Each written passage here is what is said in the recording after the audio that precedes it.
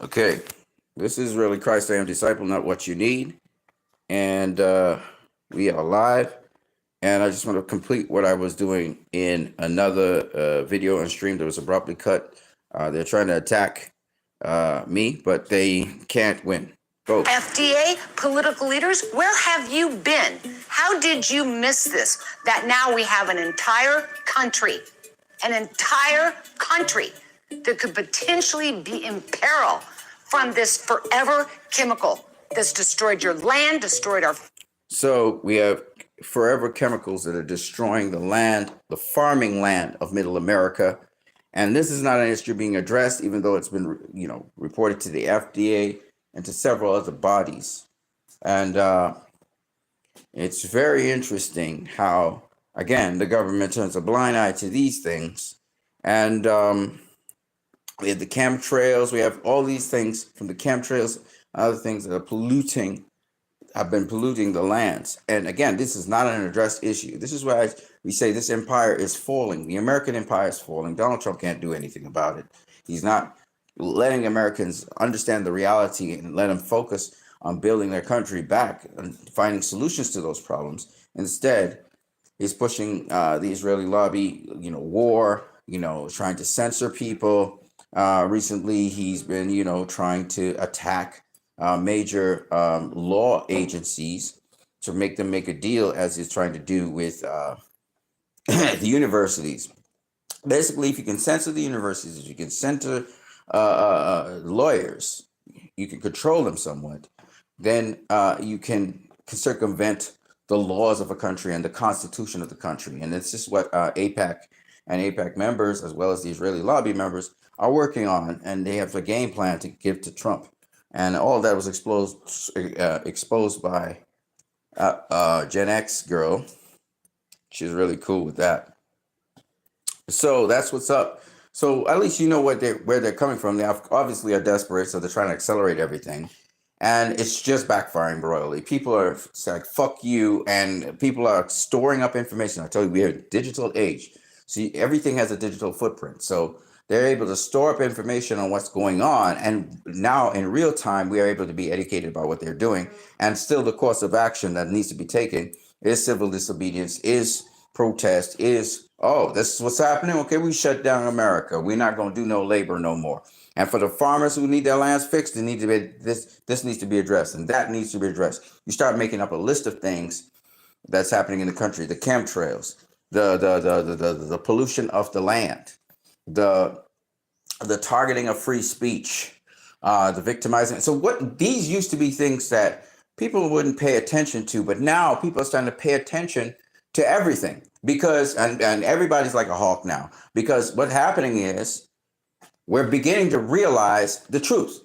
They've been hating us for a long time. They've been wanting to get rid of us for a long time. And they've been actively trying to kill us for a long time. The vaccines laced with all kinds of chemicals inside of them to cause sterility, to cause infertility.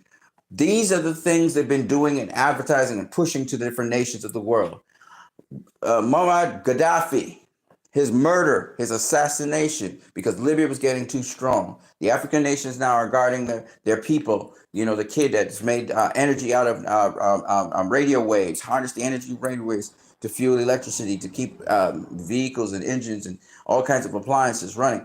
This is the future, and the future is coming from the so-called third world, the global south, China being a champion of the global south. So the position of power has changed. The old kingdoms of Europe and of America, and by extending the outpost, Israel, that pendulum has changed, and migration patterns are going to change as well as people start to migrate towards China, towards Africa. They're going to start migrating towards Russia. I want to go to Russia, China, and Africa now. I don't want to go to the United States of America. That's a waste of my fucking time. I want to go to China, Africa, and Russia. And that's the way how the world's changed. India as well. And the way why the world has changed so much, and this is what the U.S. empire is trying to stop, but that's not going to do anything.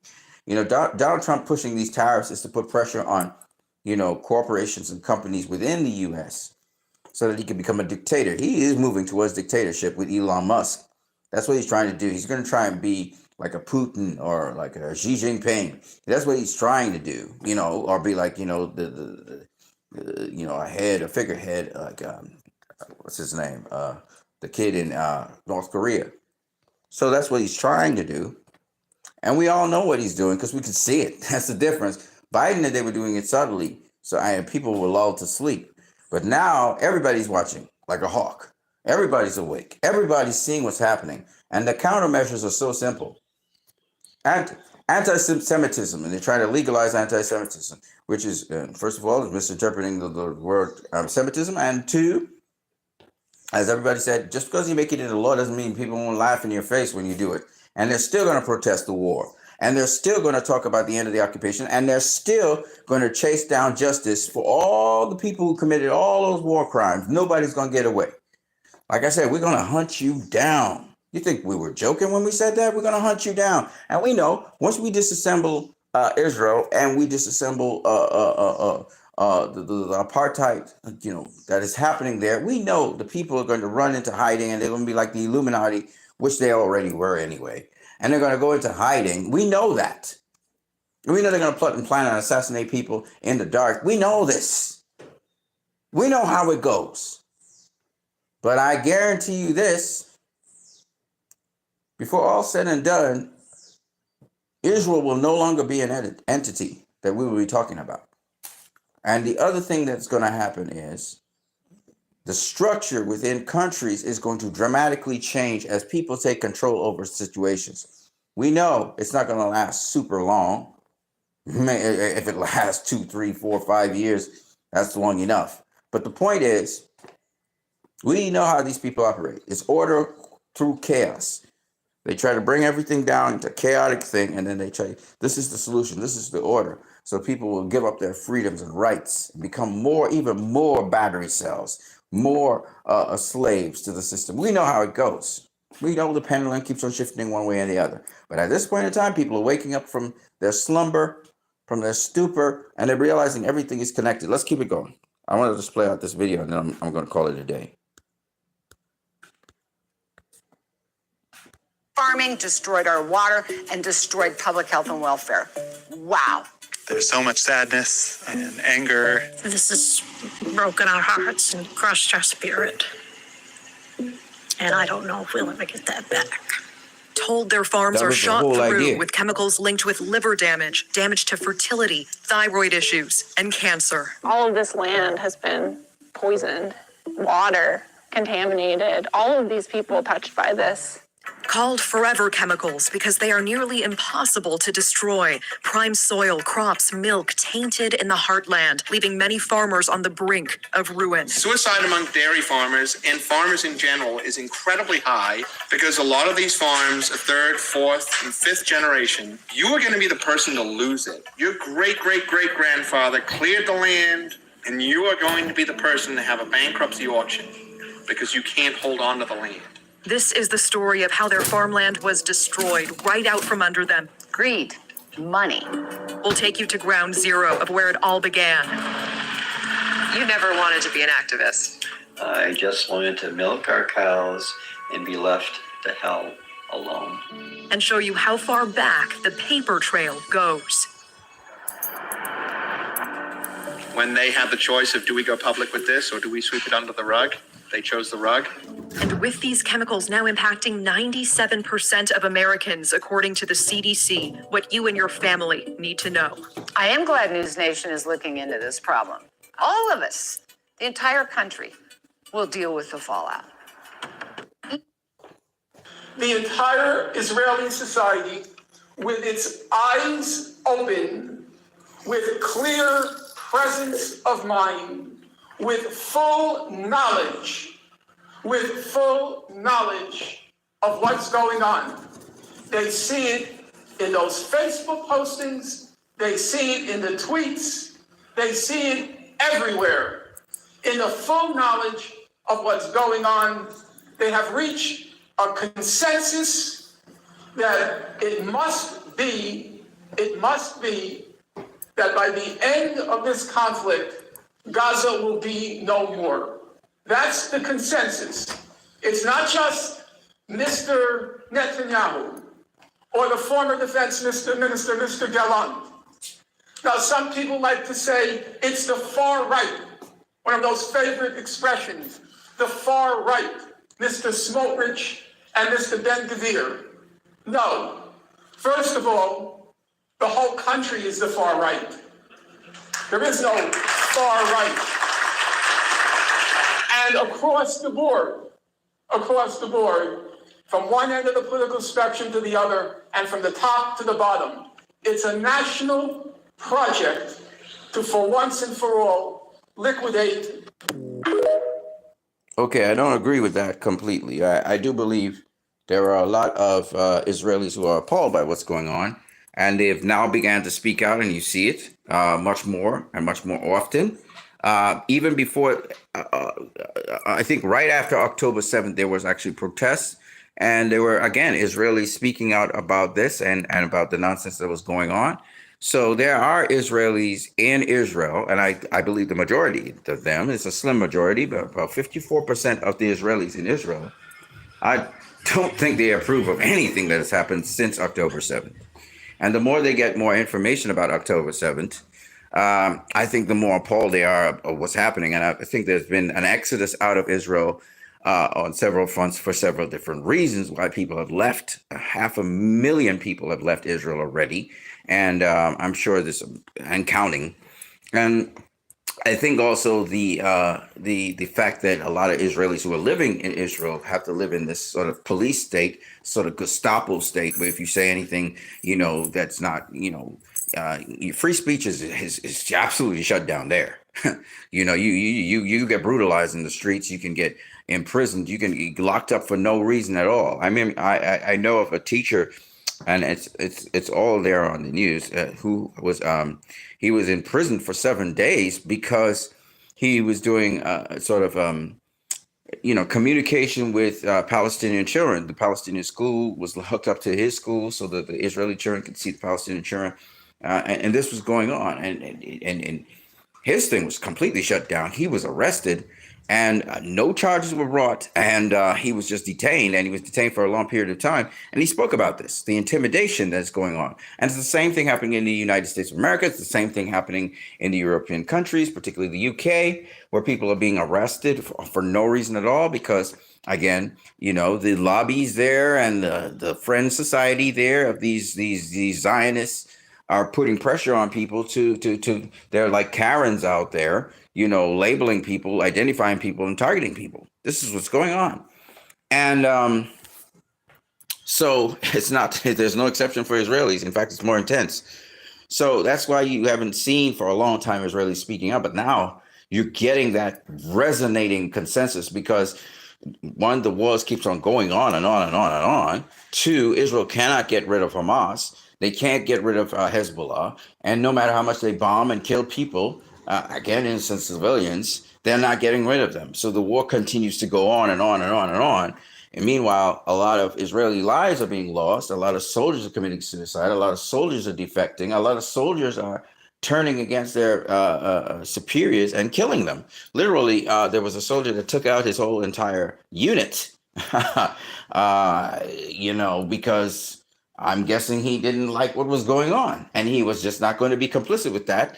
So he took out everybody, and he took out his all the guys ranked above him. He took them all out.